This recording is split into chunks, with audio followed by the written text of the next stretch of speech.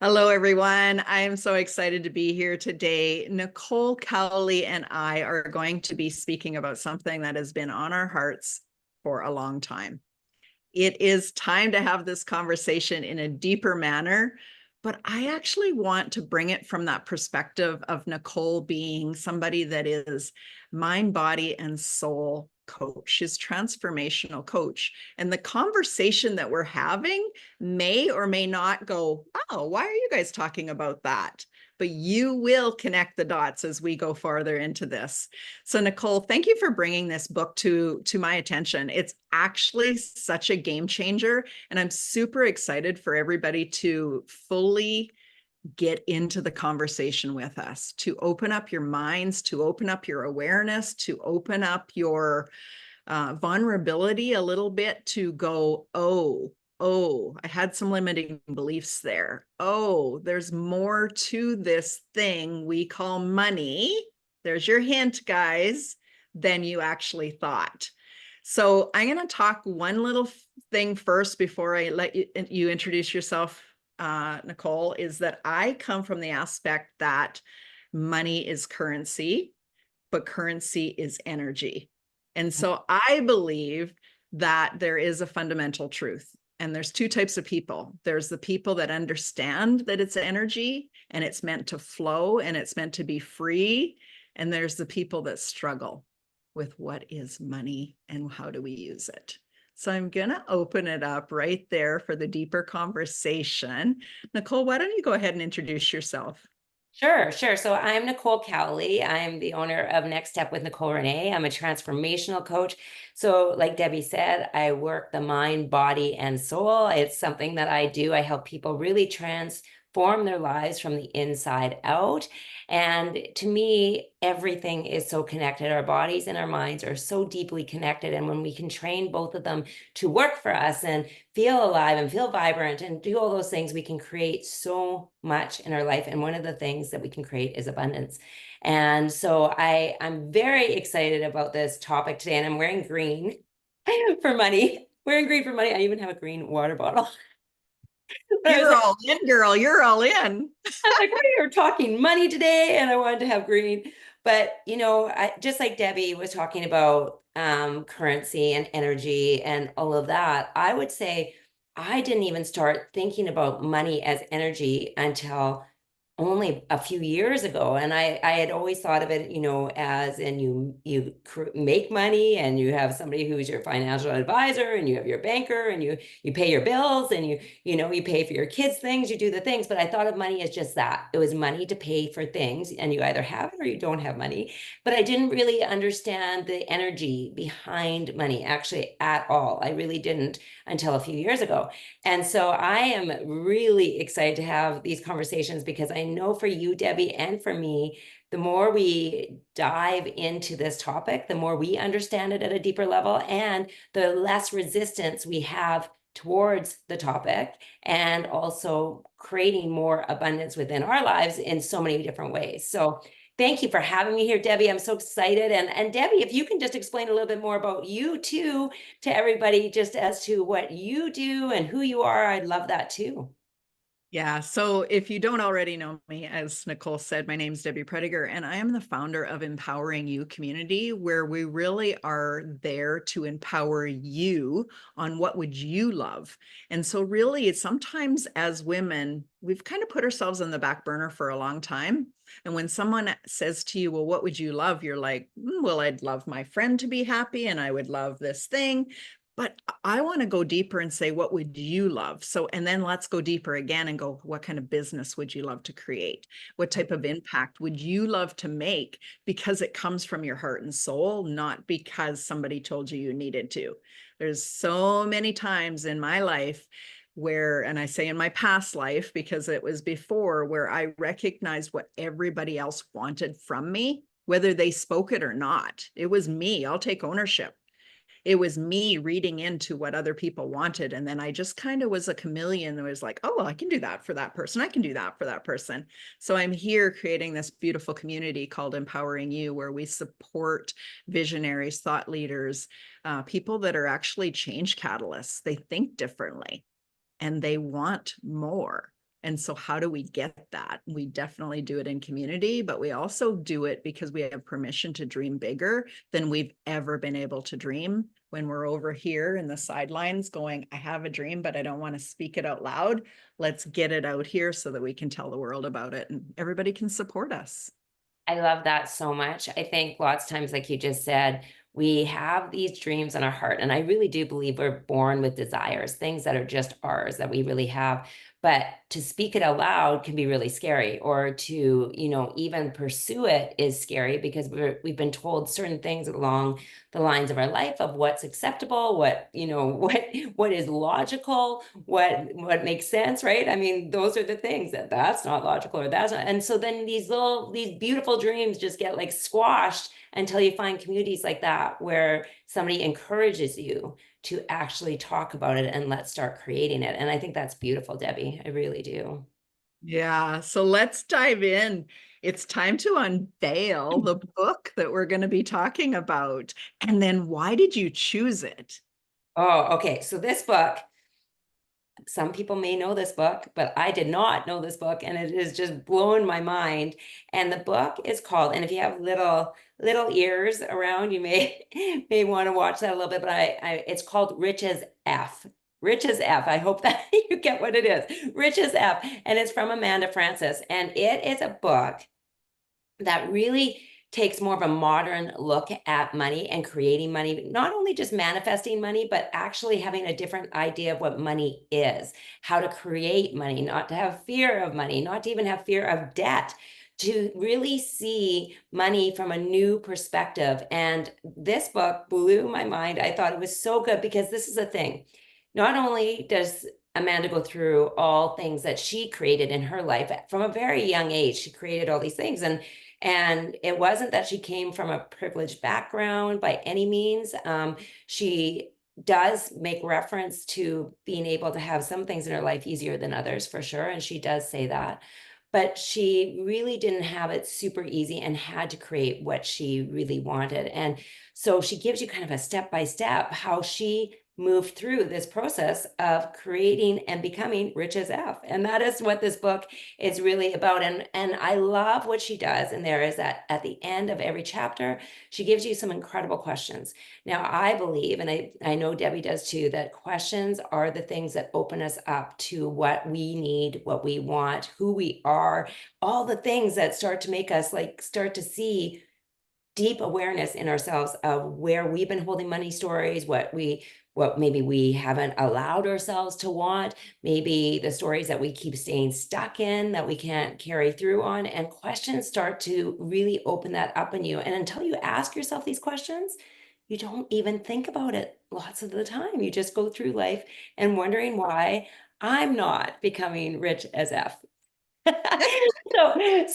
I'm really excited about this book. I really am, because it's going to just be a little bit of a different look on money. Yeah, thank you for that so much there. Number one, you can see that we're going to make it fun. So it's not going to be this study group where it's like, we got a lot of work to do, guys. Let's get down to business. We're going to explore and expand our minds at the same time that we're expanding the consciousness here.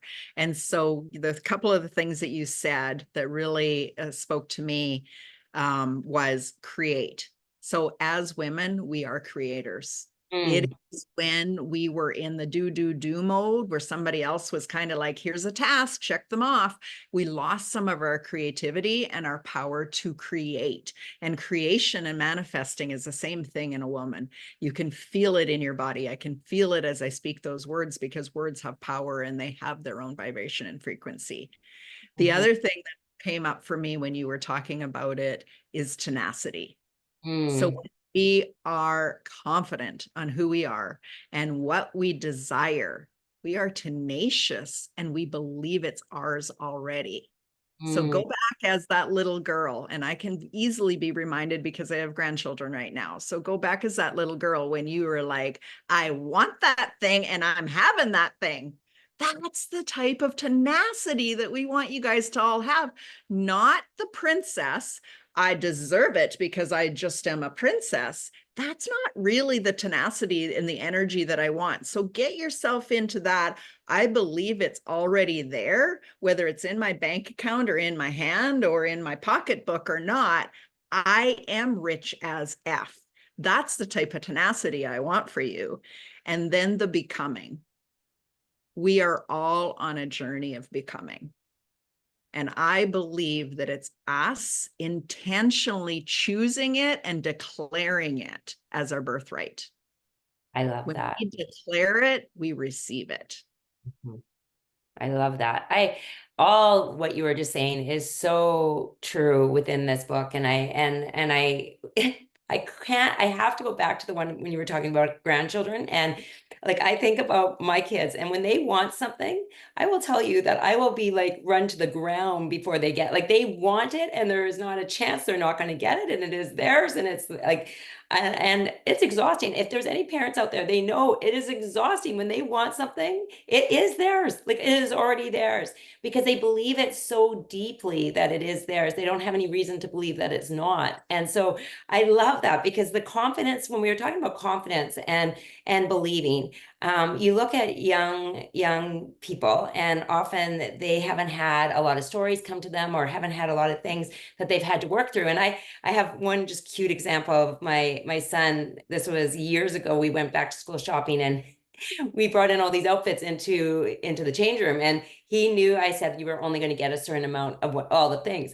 And so he was putting them on, and every time he's like, oh, I look so good. Oh my gosh, I look so good. And I was like laughing so hard because he said it almost every time he put something on. And then at the end, he goes, Mom, how am I going to choose? Because I look good in all these things. And I thought, I wish we all had the confidence. And I think at the time he was maybe 8 or 9 years old, but I wish we all had that beautiful sense of that we are that. We're all those things. And I think that's why when they do want something, they ask for it and don't believe that they can't have it, because why wouldn't they get it? Why wouldn't they? And the other part of that is that they'll figure it out. They're very resourceful. Oh, So negotiating with a child is like, well, why can't I? And then you have to go, okay, where's the limiting belief? Why can't they? Right? Is it, what is there? Am I bringing in an old past story or BS story? Or it's like, no, we only get two things because I would be selfish. Like, really check into your beliefs and your old habits and patterns when somebody is convincing and negotiating. I think it's just bringing it really up, but I really love, again, the confidence that you're talking about. So Nicole, as somebody that works with people, mind, body, and soul, all three of those are very important. However, without confidence, without knowing who you are, without claiming it and being it, I'm not sure that the other skill sets quite go to their capacity, if you know what I'm saying. I Can you do. talk to me about how you help your clients really with that confidence to really be able to choose the life they desire? Yeah. I think, like I was saying, over time, we count, like, we're born into this world feeling so beautiful and bright, and, feeling abundant in ourselves. And we're so in love with ourselves. We're in love with our fingers, our toes, our bellies, our, like, everything. We love everything about us. In fact, if you watch like a baby, they're mesmerized sometimes, with just their fingers, right? Or their toes. They're just like, wow. And I think over time, that things start to happen. People say certain things, they make interpretations themselves, and then the stories start to happen of what is possible for us. And like you said, confidence is, that inner knowing that you can do something, that you trust yourself, that you believe in yourself, that you believe you're worthy of things. I think there's confidence is like that. You often see somebody who walks in the room with their shoulders back, and they're open, and they're ready for the day. And confidence is just something often that we have to build within ourselves again. It was there when we were young, but often we have to build it again. And without that confidence, we don't dream. I really feel like we don't allow ourselves to expand and see what is possible, because we don't believe it is possible for us. We don't see that we can do these things.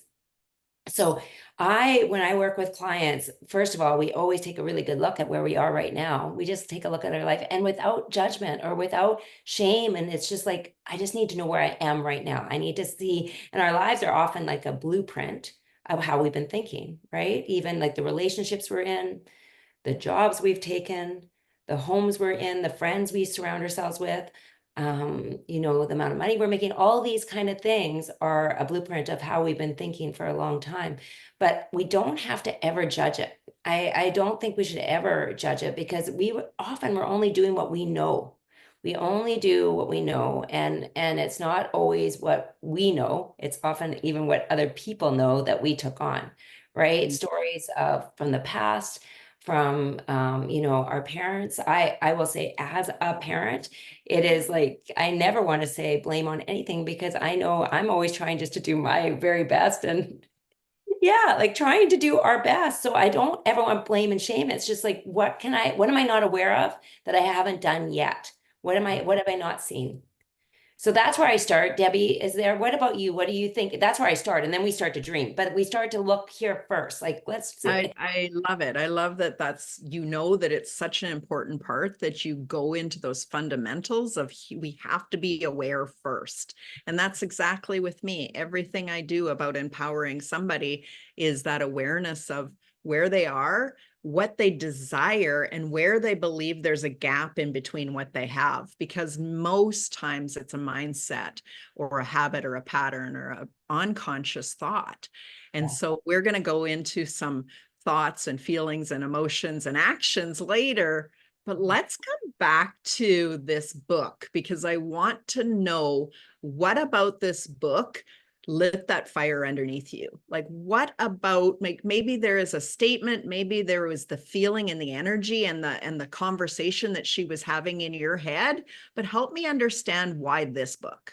Yeah, so that's such a good question, because even as you're saying it right now, I'm like, what is it about this book that, really got me this time? And I think one of it was how real she was about life. Like, it's not always easy. It's like, there's a lot of people out there saying you can manifest all this, just sit and think about it and it's going to happen. And it's all these things.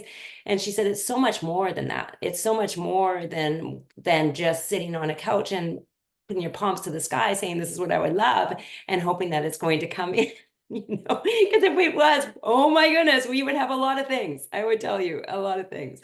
But I love that she really brought in real life, like all the things in real life that are going to stop you from pursuing your things. And she really talks about mindset. And to me, I'm fascinated with mindset. And she really talks about resilience and focus and being committed and consistent and really not allowing anything to take you away from what it is you truly do want. And I believe that most of the time when I'm working with people and with myself, how many times I've been excited about something, so excited about something, and then somebody says something, or, somebody in my life who maybe I respect or, really care about is like, I don't think that's going to happen, or that doesn't seem possible, or this is just not good timing, or I don't believe in that, or whatever it is.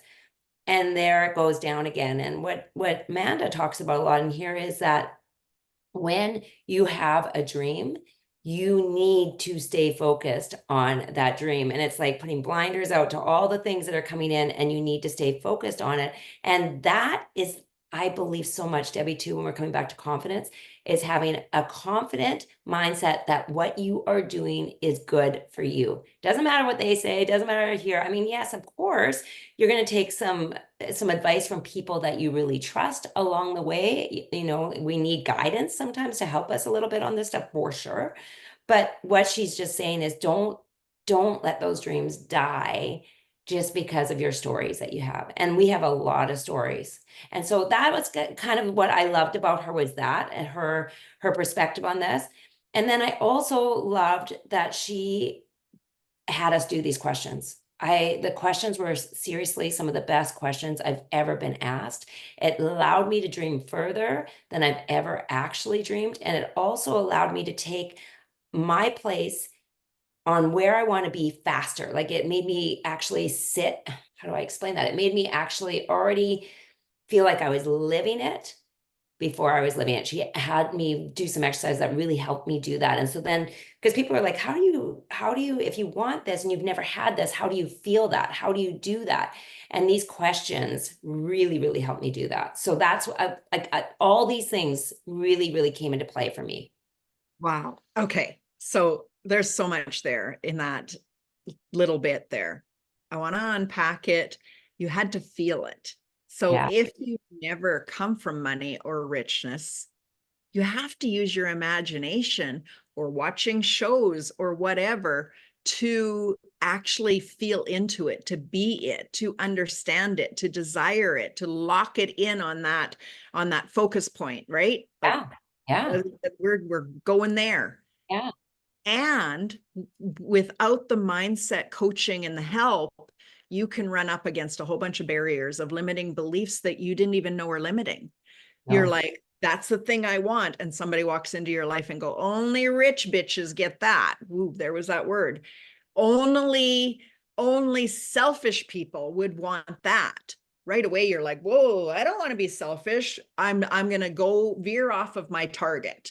So we can actually hold ourselves in a less than abundant state because of what other people say or what movie we watched. So if you watch somebody that was so generous, so here's a movie and they created all of this wealth, they had everything they ever desired and they gave it away and they watched people's lives transform. Now you want to be rich, right? Because you have a story of what being rich means.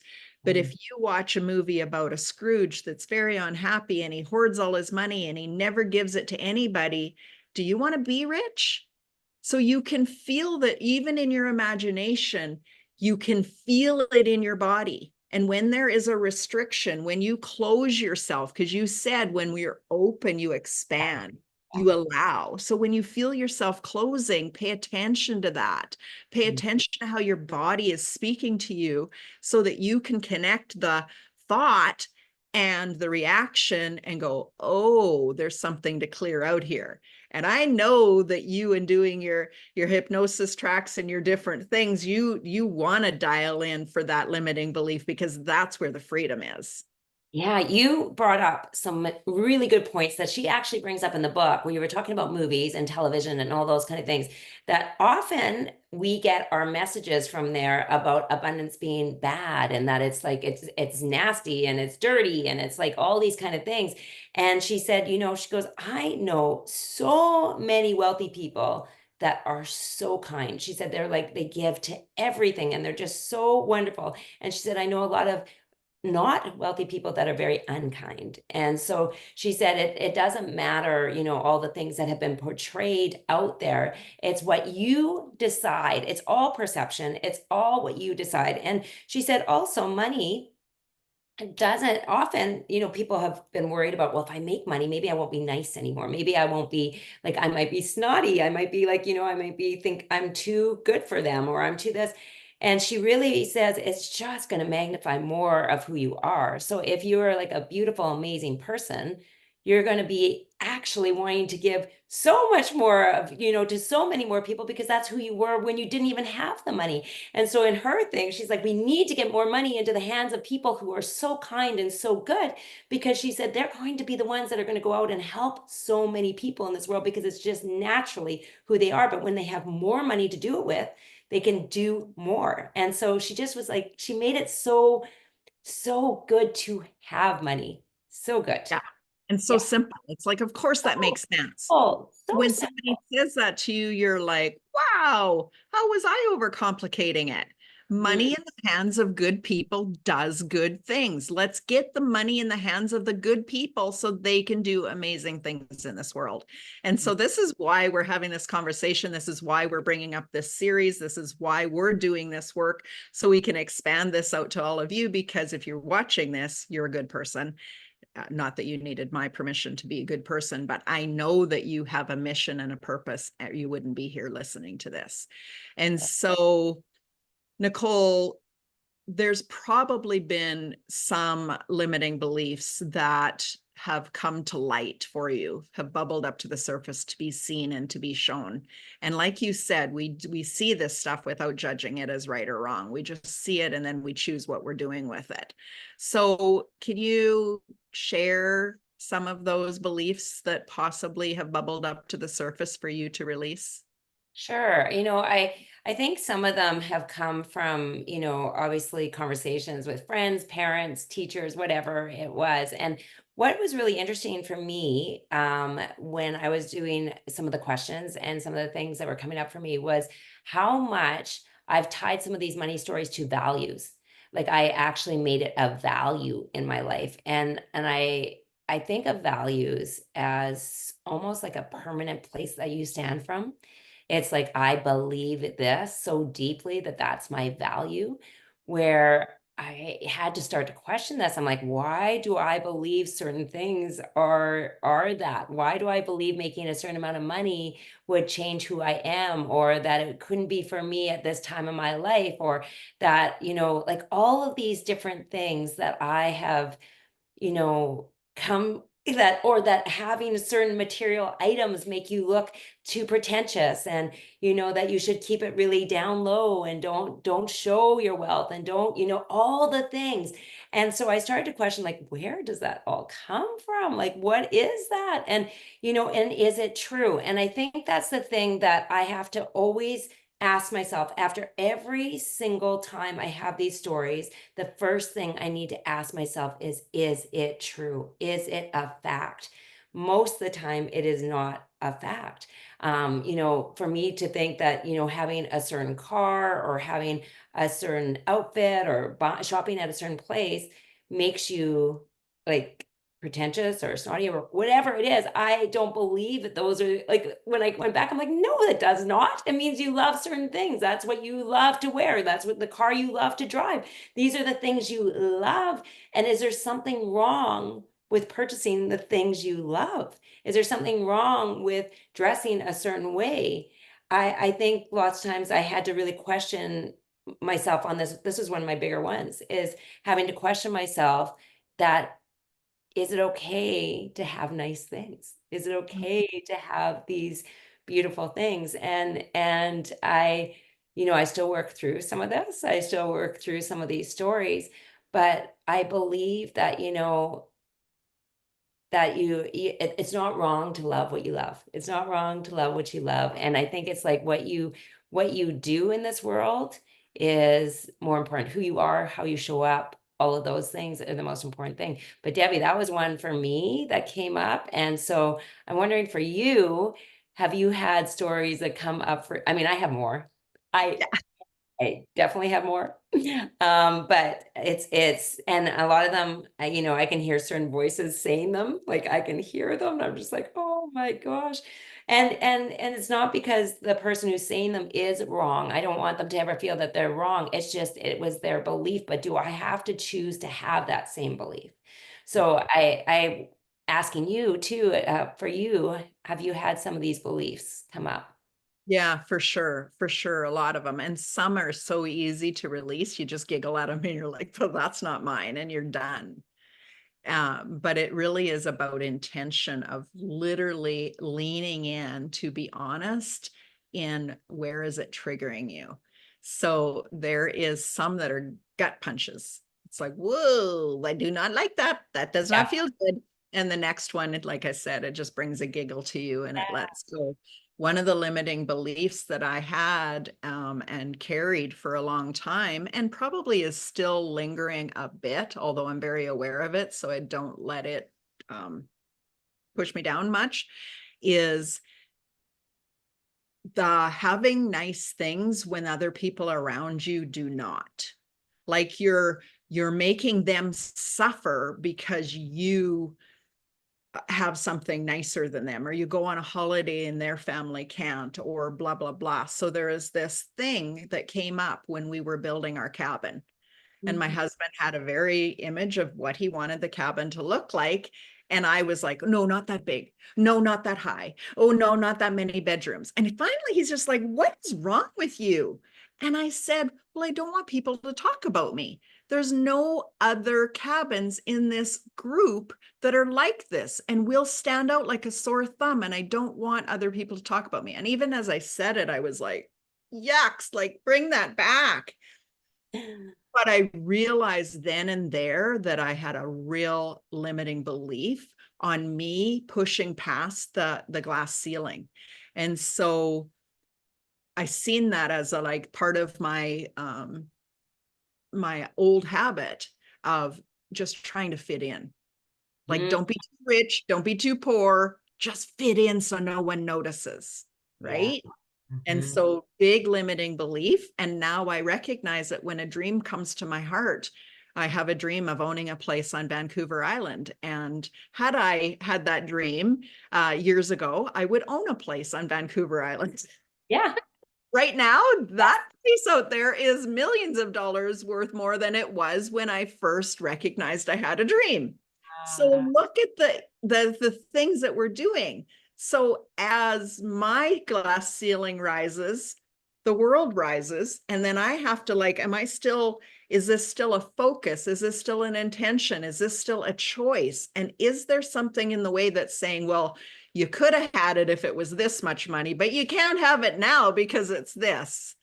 And so I really want to talk about conditions because you mentioned it. So we do that, our habits and our patterns do that with anything we're willing to receive, right? Are we worthy? Well, I'm worthy if. Yeah. I will have that if it costs this, or if it came on sale, I'll buy it. So paying attention to the conditions you put on receiving, because if somebody handed me the $8 million place that I want and said, you can have this for like $10,000, would I say yes? Or if they handed me a lottery ticket and said, you now have $8 million, do you choose to buy this $8 million home? Would I buy it? And I think that me and you have had these conversations before with Bob Proctor, because he does that exercise, or did that exercise with the checks, the doubled every day, every day, every day. And I did that inside of my community. And so it was really easy to spend $1,500 when it was $300 and you had to spend it that day before, or 300,000, you had to spend it that day before you got the next check. All of a sudden you were stretched in, what will I buy? But that stretching opened us up to our dreams. That stretching opened us up to what's possible, because if money is energy and energy never is ending, it's infinite, then so is money. So spend it, don't hoard it. Yeah. So interesting all that you were saying on here. I very much relate to this because I think I know I was a big people pleaser for a really long time. And so I thought, if I think a certain way about money or act a certain way about money, maybe somebody won't like me, or maybe they'll see it as being selfish, or they'll see different things. And I really, really realized, even with that example of you and your husband, how he did not even have that money story at all. He was so excited to build this. And like when you see, and those are two different people looking at the same place, the exact same place, but totally two different looks on what it could be. And nobody's right or wrong on this. It's like whoever wants to believe, but he didn't have that barrier of saying that we can't do this. And I think about that all the time now, is that, are we judging others? So in the book, they talk about that. How often are you saying, when you see somebody, well, it must be nice for them, or they probably didn't even have to work for it, or, I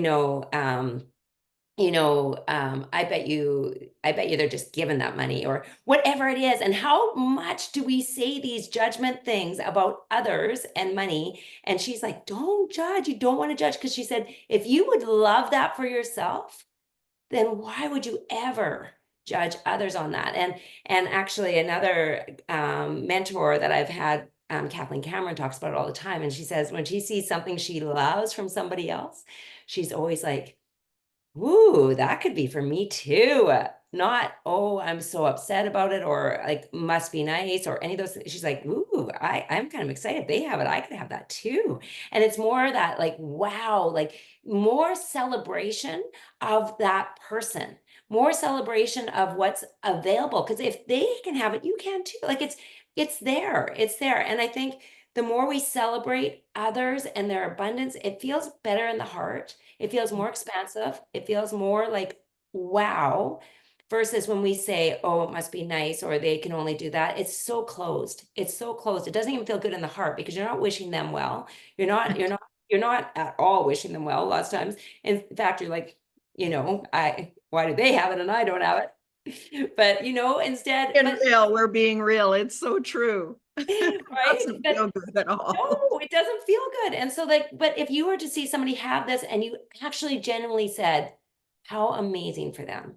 I'm celebrating you. You get to go on this beautiful trip. You get to fly in that private plane. You get to have your brand new Porsche that you love or whatever. And you're celebrating that. That feels so much more open and expansive. And so she was just talking about that. It's energy. It's all the energy. Because if you believe it's good for them, it's good for you too. It's good for you too. But if you think it's bad for them, then you're really reflecting back to you that I shouldn't have that either. That wouldn't be good. Yeah.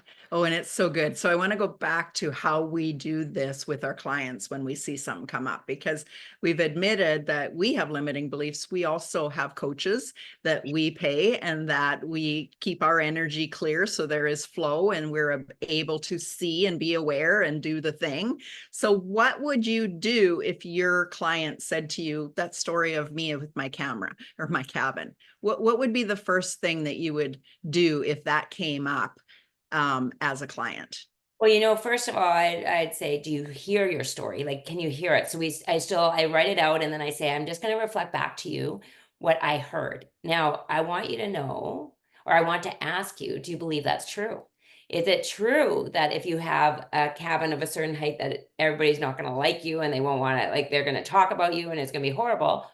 And even if they do, does it matter to you? All these things. And so we go a little deeper. Why does it matter to you and all this? But more importantly, I try to debunk these beliefs because what we believe is true is often never true. Often never true. And so we try to think of about 5 different reasons why that is not true. And the more reasons we think, we're like, oh my God, that's so not true. The other thing is, I would have brought up that your husband saw it from one and you saw it from another. And I would also love to say that if there was 2 Debbies born at the same time, and one had an upbringing that said, build the biggest house, it's fun, it's so great, you should go do this. And it's like, if you have the money, do it, explore, do the things. Do you think you would ever have a story that says, do not build the biggest house and do the things? Or the other child who has, well, that's really showy, I wouldn't do that, everybody's going to talk about you, and that's not good because then you're not going to fit in and nobody's going to invite you for dinners, and that's not fun either, and whatever it is, right? And so you have these 2 different things here, and you have the same person, but all it is what they chose to believe. It's all that they chose to believe. And so lots of times that, this is why they talk about children that have often come from a wealthier family, they continue the wealth because they've grown up thinking there's nothing wrong with any of it. It's what we do. It's who we are. It's normal, right? So that's really where I would come to with a client on a lot of this. Yeah, so good. And for me, I'm always just looking for that gap, that resistance, because whenever there's a resistance, there's a BS story, whether it's energetic, whether you're conscious of it or not, because I believe that our stories actually get locked in our body somewhere. So your body talks to you. There's usually a place that it's telling you something. So I would have them reflect on, again, like the gap into, well, it's sounding like you want the cabin or the new job or the thing, but then there's a resistance there. You're not taking any action towards having it. Is there a story coming up in your mind? And when that story happens, say it out loud so you can feel it in your body. You can actually feel the resistance. You can feel the gut clench or the thing, because that's the part of your body that's telling you. And then I've gone deeper into finding out, like, certain parts of your body are actually telling another part of the story. So often, if people are in their logical brain trying to figure out why they believe a certain thing or why they can't kick that habit or why they can't get past something, that's their logical brain trying to get them out of a situation that wasn't logical in the first place. Mm. And so when we recognize this other, my intuitive and the way that I can do things, I can hone in and help them see it from a different perspective. And when they see it from the flipped perspective, they're like, whoa, I didn't even know I'd heard that, let alone embodied it and believed it to be true. So what I loved about what you said to me is it true? Is it true for you? Because we bring on these belief systems and we have done them for so long unconsciously, out of habit, out of pattern, we've never questioned our beliefs. No. So do I believe it just because my parents believe it? Or am I actually buying into their belief and bringing it in as my own? And I'm like, that ain't mine. Let that one go. Yeah, So it's true. all exploratory without judgment, because judgment in itself is resistance. And believe me, 100%. I know that loud and clear, because when I first started this whole journey, I had judgment about everything. Not everybody, because I didn't judge people, but I had judgment on conditional love, on what was acceptable, what would keep me safe, all of those things. But judgment was like my hyper awareness of like, where is things, going to like get me into trouble. That's a Yeah. whole other story for another day.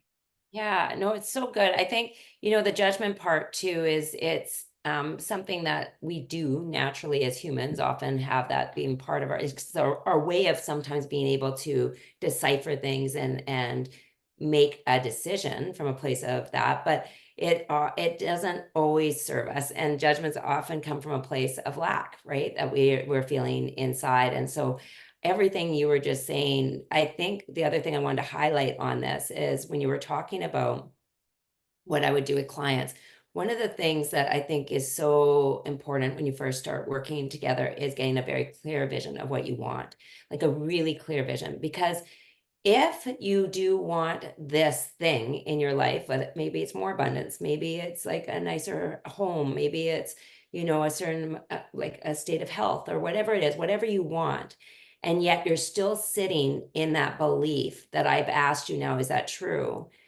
How long do you want to carry it? Because if that belief will not take you to your end result, it won't get you there. So we have to start thinking, what beliefs do I have to be able to live the way I want to live? So if I want to live this lifestyle, if I want to live this way, how would I think most days? How would what would I do on a regular basis as that person? Would I believe that it's bad to have that cabin of that size? Would I believe, to have certain things is bad, or would I believe no? So you kind of have to go back and kind of think about what is it that you truly desire? Because everybody's going to desire different things, and you do not have to desire a big home, and you do not have to desire these things. It's whatever you desire. But are your beliefs that you're having right now, the ones you're carrying right now in your heart, are they the type of beliefs that will actually give you the result you want in your life? And if it is not, we've got to start reworking these beliefs. We have to start realizing what we want to carry and what we want to get rid of, because Mhm. that's one of the hardest things I think sometimes, is that we don't realize that that end place has a vibration to it. It has an energy to it. It has an identity to it, a person's identity to it, and how they think and how they act and what they do. And if we're not actually being able to be that person because of our beliefs, it's really hard to get to that result. Yeah, so good, Nicole. So good.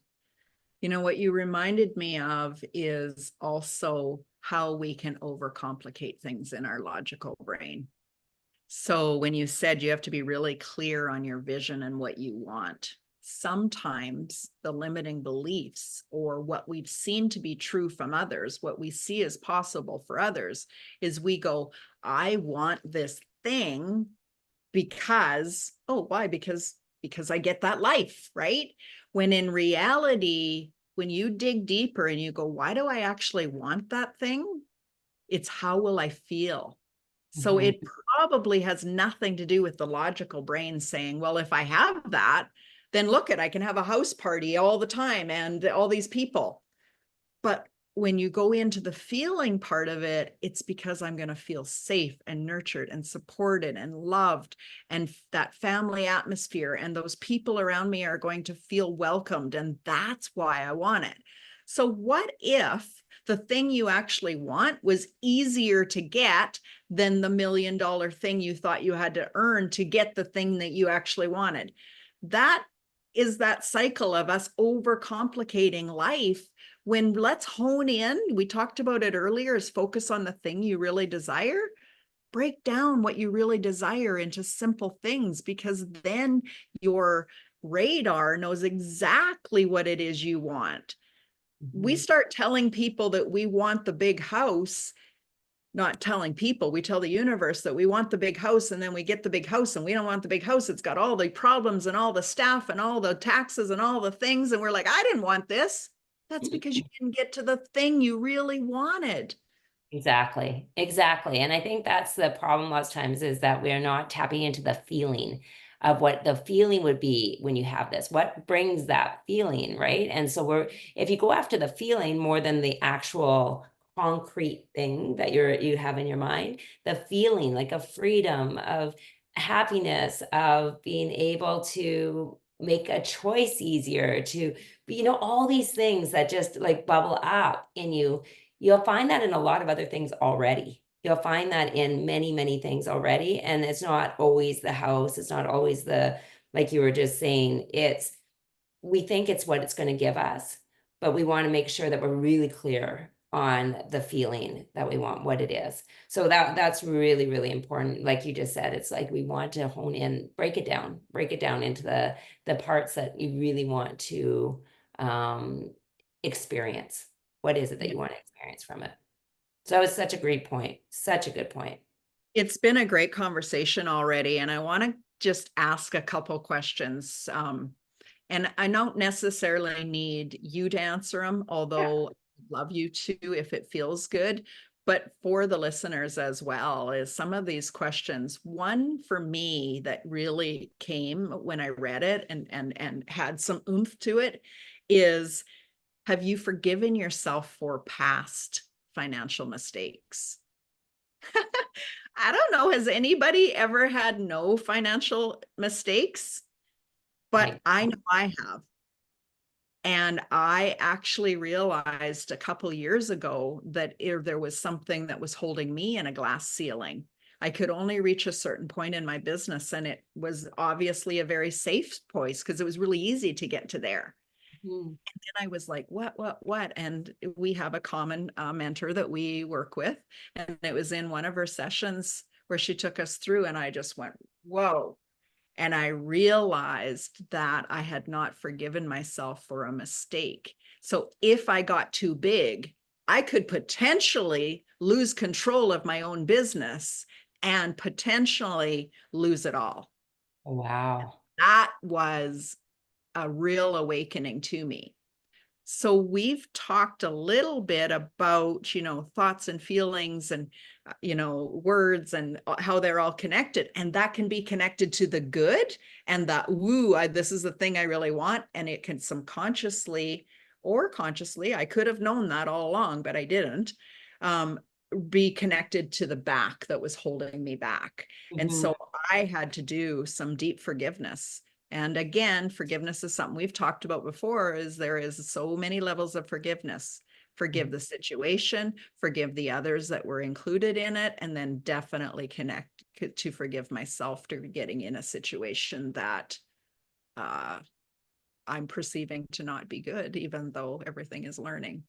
Yeah, forgiveness is a big one, I think, with money. I think myself, when I think about that, is you can go down a deep rabbit hole of, not being, you could have had this, you could have given more to this, you could have, when you make these mistakes of financial abundance in your mind, you really do think about what your future could have been if I didn't, or all these kind of things. But I really love that in this book, she said, today's like day one. So you don't have to like looking back anymore, right? You do like, yeah, you made that mistake. Okay, whatever it is, it doesn't define your future. And I think that's why sometimes we carry it and it defines our future, whereas we don't want it to define our future. Because if it does, then think about all the things you won't invest in anymore. Think about the things you won't allow yourself to have anymore because of this mistake,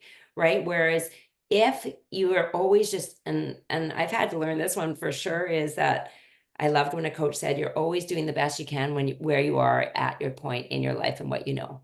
And when you know better, you can do better. And I think that's lots of times all of us, when you know better, you can do better, right? And forgiveness is such an important part of life, forgiving yourself, forgiving others. And forgiveness it's freedom. It's freedom. Because Wow. you can't go back. You cannot go back. My one mentor, Marissa Peer, used to always say, it's like water in the shower that you used that day. It's gone down the drain. It's gone. You can't get it. You can't bring it back. It can never come back.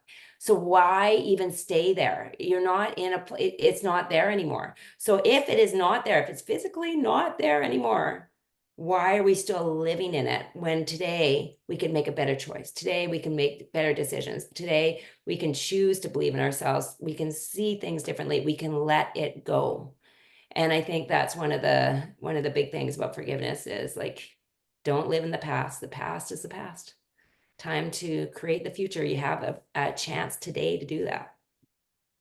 Wow, so good. So good. So you took me back to the frequency of money, or the frequency of our thoughts, or the frequency of us in general as a human.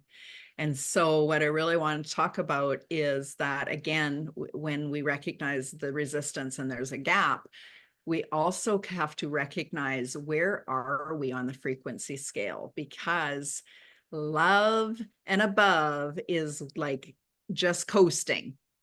But when you're living down in shame or blame or guilt because of a reaction or a limiting belief or a need to forgive, just recognizing where you are so that you can look at it and go, I can choose again. And how do I either release the old BS or clean it out, or just choose to elevate your state so that you can see things from a different perspective? When I told you before that often what is holding us back, or that thing that happened in our logical brain, we can't figure it out, it's because we're living down in the shame and blame and this the jealousy and the rage and this, all of the low frequency vibrations. That is not where your answers are. You get up into that hope and possibilities and gratitude and love and joy. Now all of a sudden this whole new world opens up to you, and you're like, that was that simple. That's the shift in perspective.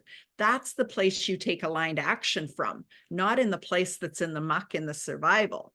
Yeah. But the other part of that is the shower, where you said about Marissa Peer's told you about the shower. That's how, in my line of work, how we release that stuck energy is either you imagine yourself in the shower or you literally get in the shower.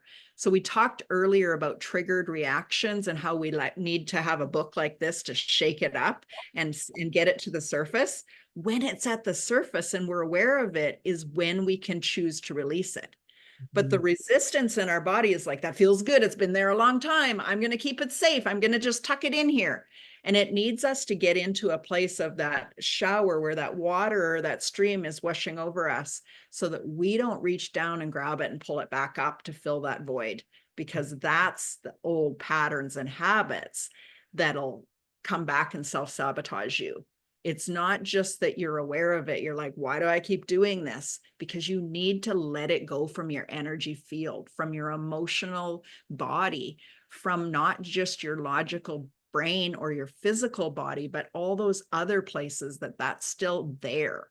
Yeah. Yeah. That's so good. I love that you had that analogy when you go in the shower and you do that too, that's just a way of washing through it. And I've done other hypnosis tracks where you actually feel like the energy going out through your feet and leaving right through you. Right. Um, and I think about when it comes to forgiveness, and this, I think, is one of the things that I think about as a mom. I always think about, would I ever want my kids to sit in that guilt and shame for so long and feeling that they couldn't do the things and make their life better and do all the stuff? Would I want them to sit in that? And never. But why do we do that to ourselves at the same time? So I think, when I help clients see that, sometimes it's they're like, oh, I would never want that for anybody I love. No one would I want them to sit in that pain. I would want them to start to create. I'd want them to start to live again. I'd want them to start to do their things, but yet I'm not doing it for myself. And I think what I've talked about before is self-love is the foundation for our lives, period, in everything. When we really truly love ourselves, we make good decisions on, you know, the people we hang out with, the food we put in our body, the way we move our body, the thoughts we allow in our mind. All of that is that self-love. And so the more we can create deep self-love, the easier you can forgive yourself, the easier you can let go of things, because you know that we're just human. We're just human, right? And so I always think about this forgiveness piece as that we don't want to, it's poison within our body when we keep it in, right? It's a wishing that sometimes even when you're mad at somebody else, it's like you're ingesting the poison yourself and that person's just completely fine. But you're keeping that in there, that energy of being stuck and being angry and being all of those things. Whereas wonder if you could create better now. Wonder if you could do better now. Everything feels better. It feels lighter. It feels so much better. So letting go is not always an easy thing. And I think that's part of all of our journey is letting go. I mean, even when you watch your kids start to grow up and they start to go on their, when they get their driver's license, which I got last year, I was like, letting you go. So excited about this. Just letting you go. But you know, like it's part of the thing all the way along. And I think the one thing with forgiveness is gotta let it go, because if you want a better life, if you want things to, you deserve it. It's not even that, you just deserve it. Deserve to let it go. I would never want anybody not to I would never want anybody to hold it. We need their creativity, we need their love, we need their light. So that It's is my so, thought. yeah, thank you so much. You know, we've talked a lot, and there's, if you go back and you rewatch this, you're going to pick up on certain words. But the word that I keep hearing whispered in my ear that just want to speak out loud is the alignment. When we are in alignment with our highest self, it flows. It's easy. When we are off kilter one way, too much lean in this way or too much lean in this way, we just don't have that homeostasis where that clear line, that like life force can just go through us. How could we possibly receive to a bigger capacity if we're like our energy is crooked and it's like I can't even get in there? So opening up so that capacity is there. And the only way that you can do that, or in my mind, is that you shine that flashlight, you take that good look on the inner world so you can see where there's some guck and some things that are asking to be released or recalibrated so that the perspective is shifted. And so from that, like you said, you're lighter, you're less triggered and more choosing your reaction to something. You're intentional about your day, and that's intention about your money. But your capacity to receive continues to get bigger. As we are all light, the more light we can hold within us, the more love we can hold within us, the more abundance we can hold within us. We're limiting ourselves to such a small piece of what's possible. And that's really what I want for everybody. Yeah, me too, Debbie. I think, you know, you were just talking about alignment, and within alignment, I think one of the ways people sometimes say, well, how do you get into alignment? How do you know if you're in alignment? What is alignment exactly? And I think for myself, I always feel that when I'm not feeling good, I always think our place we're supposed to be is the feeling good. I think we were born to feel good. I mean, I know that, you know, we have to have contrast in order to know good, and we have to have things happen in our life in order to feel it, because we are human and we have these feelings. But when we are not feeling good, there's stories behind it.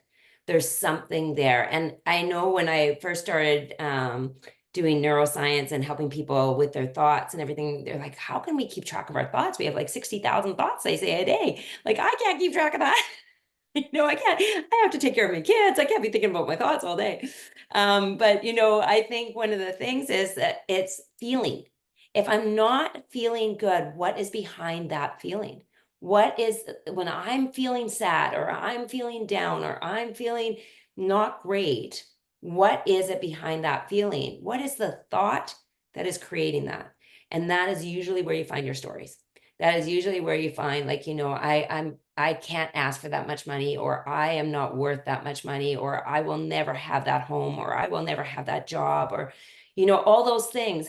And you can, even when I say it right now, I'm feeling like small saying it, like I will never, it's so dark and deep, right? And so those feelings are always indications. Our feelings are like those, like those, I think of those lights, right? It's like beep, beep on a car, like saying, check this, check that, check this, because those feelings are saying, okay, there's some kind of thought there that's holding you back from actually being able, like you want this thing, but there's something there that's making you feel really sad. So let's talk about what those thoughts are. And then once we start to hear those thoughts coming back again, is it true? Is this true? Do I have to feel this? And then there's a process. And this is a process. All of this is a process, and not one of us, I have never met anybody that doesn't have some money stories or have something that, that they have to work through. I don't know anybody that has never had anything to work through.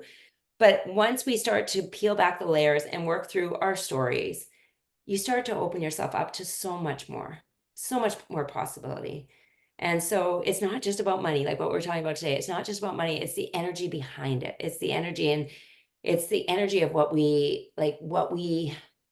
would love to experience in this world. And so it's so much more than abundance. Absolutely. Oh my goodness. Well, let's get ready to wrap this up. And I have one little piece of homework, play work, assignment that I would love to give to everybody, including myself.